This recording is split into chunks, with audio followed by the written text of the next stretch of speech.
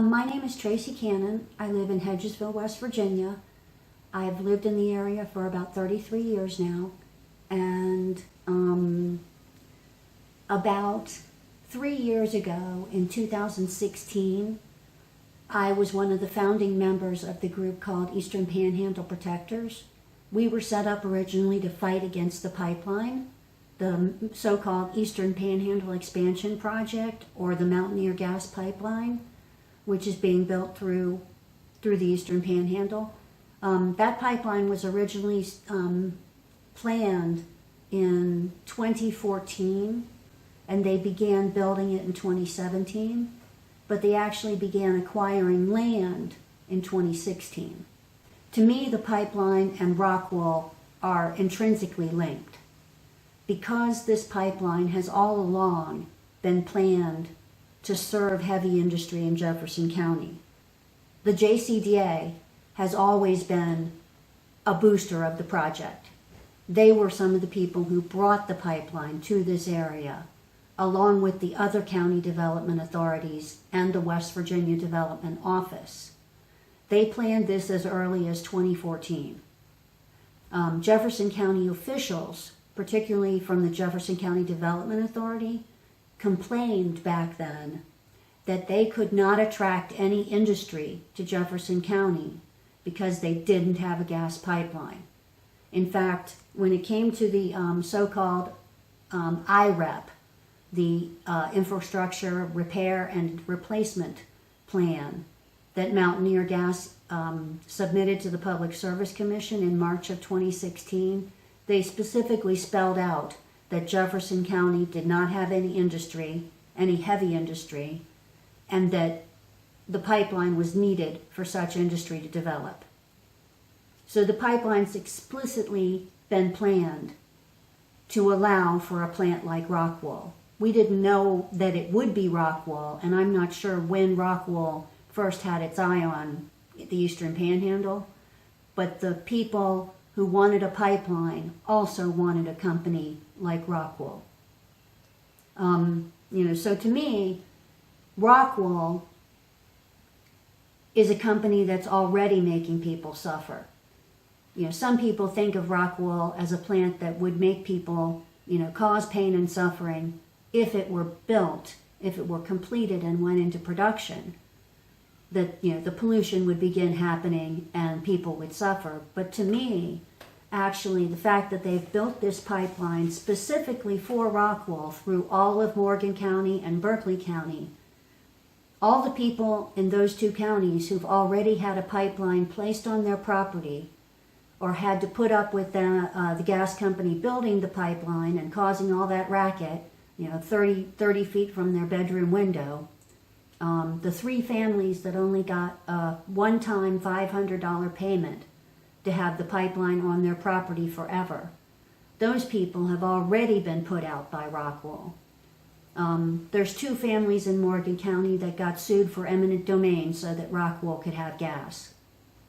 And I'm here to tell you that is wrong. The summer of 2017, in July of 2017, we held a public forum in Shepherdstown, and Eric Lewis, who was then the president of the Jefferson County Development Authority, spoke in favor of the pipeline. Myself and Brent Walls spoke in opposition to the pipeline. Lewis was asked by members of the community, what industry is it that would be served by this pipeline that needs this gas? And Lewis refused to answer that question based on, quote, confidentiality agreements with the company. And people then went to asking, okay, so what kind of industry is it? And he wouldn't even answer that based on the same confidentiality agreements. Now, I ask you, what other company did the Jefferson County Development Authority have a confidentiality agreement with besides Rockwool? I do believe that the Jefferson County Development Authority and other local entities wanted to suppress the information about Rockwool. They would never tell us what industry was meant to receive this gas. They never said. However, one piece of information came across my dashboard around that time, and it was an article in the journal saying that a company called Rockwool would be coming to Jefferson County, and that they were interested in the, quote, abundant natural gas that was coming. However, that article described Rockwool as a green company, and people in Eastern Panhandle protectors looked Rockwool up, and all we could find was Rockwool, Danish company, very green. So what I'm thinking is, Jefferson County Development Authority didn't want to talk about Rockwool, and Rockwool itself greenwashes itself so thoroughly that searches of the internet don't turn up nothing negative about them. I mean, obviously we'd like to change that. I certainly believe, based on everything I've seen, that Rockwool needs this pipeline, and that other means of getting gas to that factory are impractical. Trent Ogilvie, for instance, originally was under the impression that a pipeline already existed to the site. I had to tell him back in August of 2018 that no pipeline existed. Then eventually we got Bjorn Anderson and put him on the spot, and he said, oh, well, we know that no pipeline exists yet, but the pipeline will be built. And I said, okay, well, if it's not built, if one piece or another, like the Maryland piece or the Jefferson County piece, were never built, then what would Rockwool do?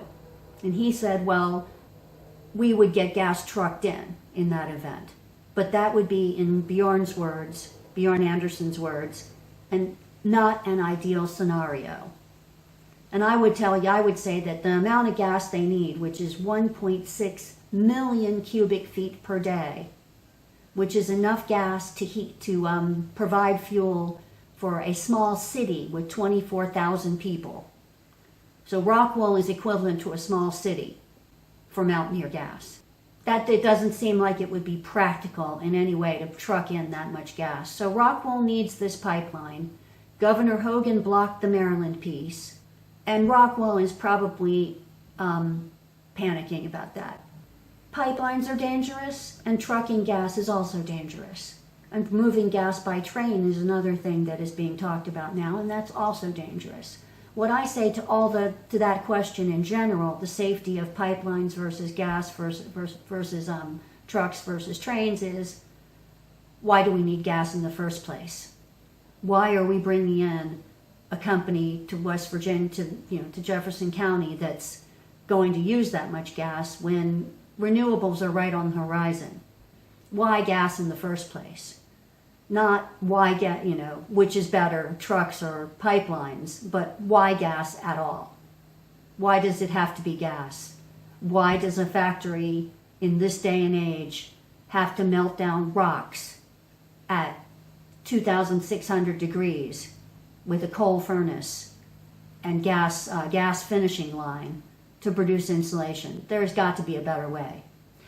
The conclusion I've come to about Rockwool and the state of West Virginia is that Charleston has pushed through this pipeline project for Rockwool against the will of the people of Jefferson County and without a public hearing that they promised us. It's my understanding that the governor himself pushed through this pipeline for Rockwool. Our state may be fully committed to the gas and oil and coal industries, but the rest of the world is moving on. In 20 or 30 years from now, a company like Rockwool wouldn't be able to build. They will not be able to build such a factory in the future. Pipelines like the ones they're building in our region will no longer be allowed in, possibly as soon as 5 or 10 years. Because the world is waking up to the climate crisis. We're right on a precipice of all this kind of activity with, sucking the earth dry of fossil fuels. It's crazy that West Virginia is doing this. And essentially, Charleston is asking the Eastern Panhandle to be one of the last sacrifice zones for their fossil fuel buddies. A bunch of rich people are going to get even richer if Rockwool goes through, and it'll be at the expense of the health of people in this area. I don't want to be right about the consequences of Rockwool. I just want Rockwool to go away.